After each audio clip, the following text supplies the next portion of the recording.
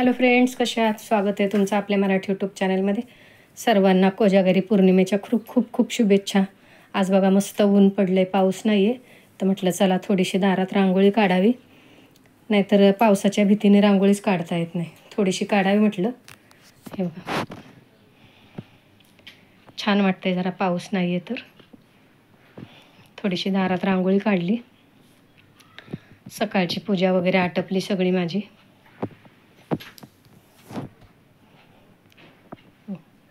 आज ऊन पडले चांगलं, नाहीतर 2-3 दिवस पाऊस पडत होता खूप. बरं वाटलं जरा आज पाऊस नाही तर त्याच्या वेळेला त्यांनी पडावंच. पण आज कोजागिरी पौर्णिमा तर जरा बरं वाटते पाऊस नाही तर. हे बघा इकडे मी पूजा वगैरे केली. तुळशीजवळ पण थोडीशी फुलांचीच रांगोळी काढली. उंबरठ्यावर वगैरे काढली रांगोळी. थोडंसं हळदीचं लेपन दिलं. रांगोळी काढली बघा. इथं पण रोजचीच काढते मी रांगोळी, पण पाऊस असला तर नाही काढता येत. रांगोळी काढली. फुलं आलेत बघा, कसली कसली दाखवते. गोकर्णाचे आलेत इथं. इथं माझं शमीचं झाड आहे, ते मी नेहमी दाखवलेलं असतं बघा. इथं पण शंकराची पिंड आहे छोटीशी, त्याची पूजा करते मी. दिवा वगैरे लावते इथं. आज जास्वंदाची गुलाबी फुलं भरपूर आली आहेत. अजून पूर्ण उमलली नाहीत, जरा वेळाने पूर्ण उमलतील. हे बघा इकडे पण आली आहेत बरीच.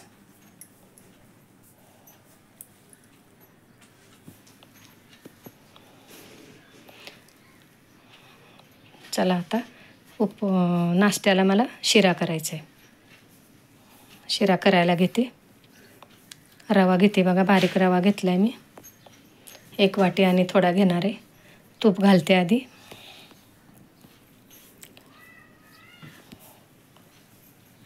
त्यात काजू बदाम थोडे घालून घेते. काजू बदाम तळून बाजूला काढले तरी चालतात, पण मी त्यातच टाकणार आहे रवा भाजायला.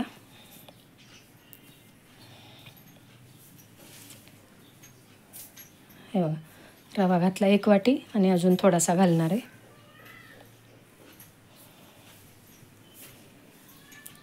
शिरा उपमा खाण्यापेक्षा आज उपमा पोहे खाण्यापेक्षा आज शिरा करावा म्हटलं. 1 वाटी आणि थोडं वर घातलं म्हणजे 1.5 वाटी रवा. नैवेद्याला पण होईल.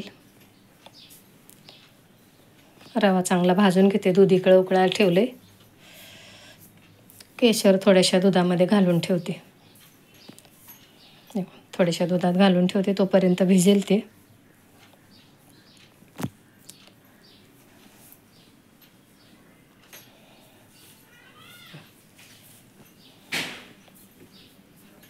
फटाके वाजायला तर सुरुवात पण झाली. रवा भाजला बघा चांगला.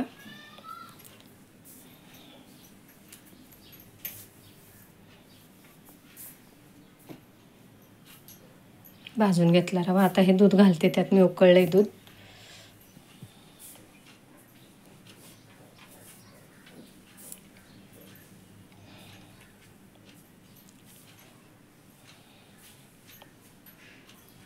दूध घालते मी त्यात आता. ते रवा पूर्ण भिजेल इतकं दूध घातलं.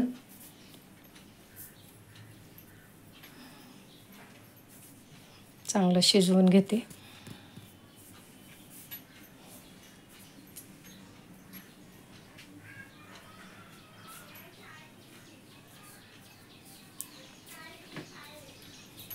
मग आता साखर घातली मी.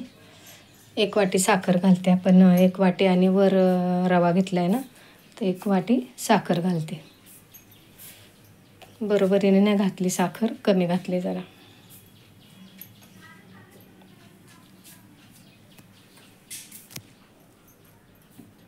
हे उरलेलं तूप पण घातलं त्यात.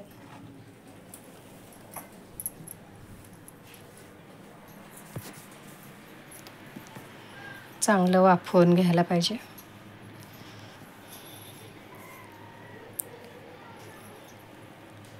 आता ते केशर भिजत घातलेले ना दुधात, ते दूध घातलं मी त्यात.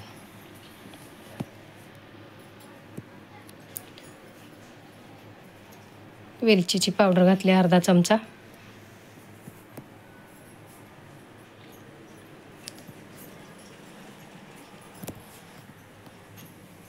मस्त असं परत चांगलं वाफवून घेतला शिरा. त्यात मी अर्ध केळं घालणार आहे.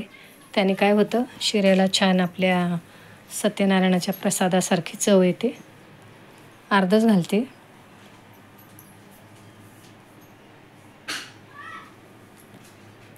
कुस्करून घालते.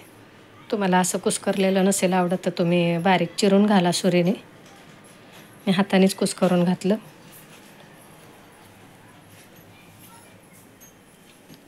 परत आता चांगलं परतून घेते, म्हणजे मिक्स करून घेते. शिरा आता जवळजवळ होत आलाय आपला. ते थोडंसं उरलेलं तूप पण घालून घेतलं मी त्यात.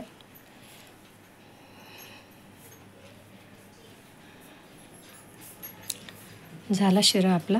त्याच्यावर झाकण ठेवते, म्हणजे मस्त वाफवून निघतो तो शिरा. झाकण ठेवलं की बारीक गॅस करून एक 2-3 मिनटं वाफवून घेते.